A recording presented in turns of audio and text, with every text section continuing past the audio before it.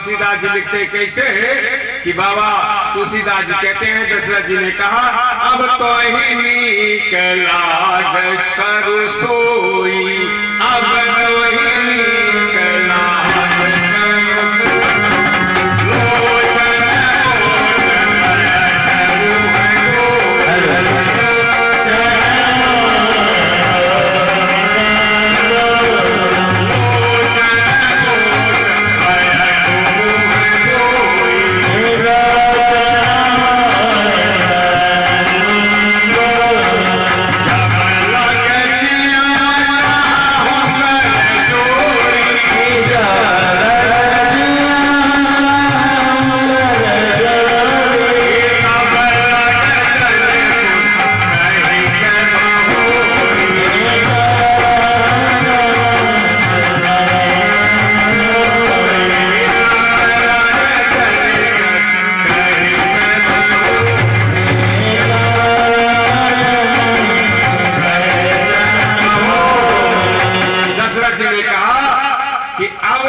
एक ही प्रार्थना है हाथ जोड़ करके कि मेरी आंखों के आगे से हट जा, आज के बाद कुछ मत कहना मुझसे जब तक मैं जिंदा रहूं। ऐसा शपथ दे दिया महाराज दशरथ जी ने।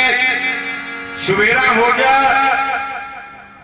प्रतिदिन महाराज सवेरे उठते थे, नित्य क्रिया से निवृत्त होकर के ब्राह्मणों को दान देते थे, बंदी जन वृंदावन गाते थे। उस दिन महाराज दशरथ जब निकले नहीं महल से तो सबको चिंता हुई। एक सुमंत सुमंत जी के पास गया, क्योंकि सुमंत जी महाराज दशरथ के महासचिव हैं और मित्र भी हैं, और राम भी उनको काका कह करके बुलाते हैं, चाचा भाई के जैसे दशरथ जी सुमंत जी को मानते हैं। तो सुमंत जी को कहीं जाने के लिए रोक नहीं था, बिना परमिशन के चले जाया करते थे। मंत्री जाकर के बताया कि आज महाराज दशरथ जी महल से नहीं निकले, कैकेयी के महल में हैं और कोप भवन में। महाराज दशरथ जी से मिलने के लिए सुमंत जी दौड़ करके आए और बाबा तुलसीदास जी कहते हैं कि मंत्री ने सुमंत जी ने कह जय जीव शीश सिर नाए और देख भूप गति बहे गए सुखाए। जय जीव शब्द रामायण में दो जगह आया हुआ है। एक जगह महाराज दशरथ के मंत्री सेवक महाराज दशरथ जी को जय जीव कहते थे, जैसे हम प्रणाम करते हैं, नमस्कार करते हैं, सत श्री अकाल करते हैं, कोई भी शब्द से संबोधन करते हैं। उसी प्रकार से महाराज दशरथ को उनके पार्षद जय जीव कहा करते थे। और दूसरा जनकपुर में महाराज जनक जी के मंत्री जनक जी को जय जीव कहते हैं। क्यों?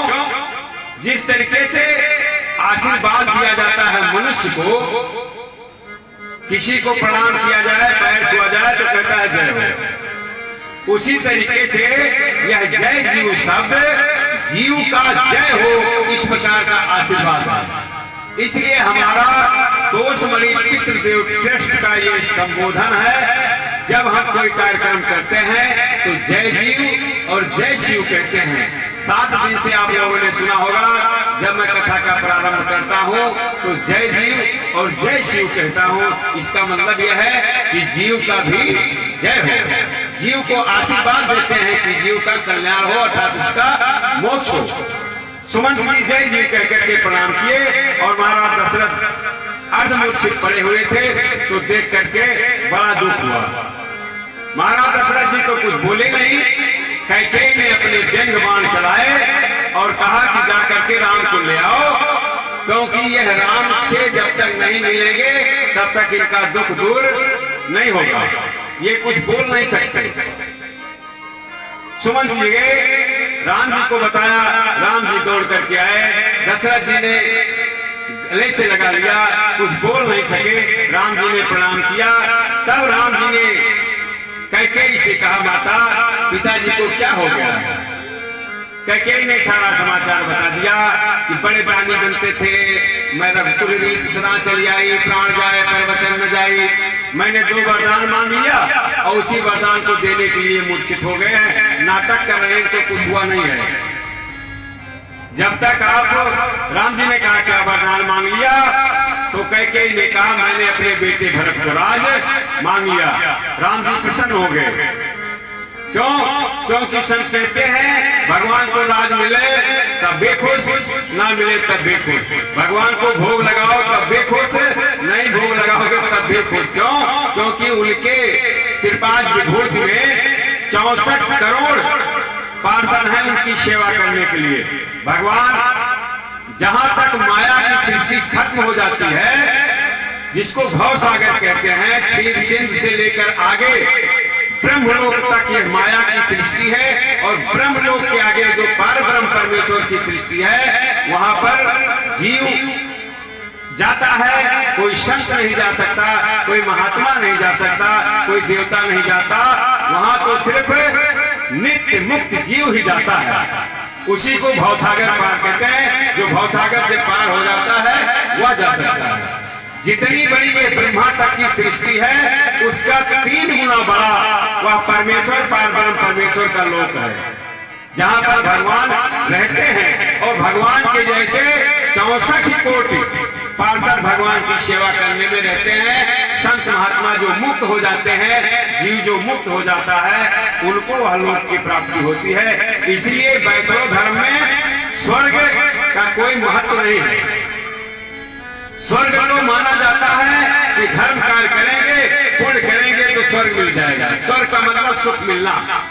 मोक्ष को ही वैष्णव धर्म में गति माना जाता है, और वह भी उसमें भी, वहां पर भी भगवान की सेवा करनी है और यहाँ पर भी भगवान की सेवा करनी है। संत कहते हैं मानस हो तो यही को मिलका लेंदे कुल कदम के डालन, और जो पशु हो तो बसेर करो मिल नंद बाबा के गांव के द्वारा। अगर पहाड़ हो तो वृंदावन का हो, पक्षी हो तो गोकुल का हो, पशु हो तो नंद बाबा के घेर का हो। इस तरीके से हे भगवान, जहां भी मैं हूं वहां आपके चरणों की सेवा मिलती रहे। वैष्णव धर्म यह मानता है। माता ने कहा कि जितने जल्दी हो सके उतने जल्दी आप अगर अयोध्या छोड़कर चले जाएंगे, तब महाराज दशरथ को शांति मिलेगी। जल्दी चले जाओ। वाल्मीकि जी कहते हैं कि अभी चले जाओ, किसी से पूछने मत जाओ। राम जी ने कहा कि बस मैं गया, माता जी से आदेश लिया और चला जाऊंगा। प्रभु श्री राम जी वहां से भागते हैं, माता कौशल्या से विदा लेने जाते हैं, और विदा लेते हुए जाते हैं तो तुलसीदास बाबा जी की कविता का रहस्य देखिए। 4 स्त्रियां हैं और चारों अपने अपने पति धर्म की सेवा करती हैं, पतिव्रता धर्म का पालन करती हैं, लेकिन चारों प्रकार से करती हैं। एक ही धर्म, एक व्रत नेमा, काय वचन पति पद प्रेम। राम जी जाते हैं कौशल्या जी के महल में, तो कौशल्या जी ने कहा बेटा आप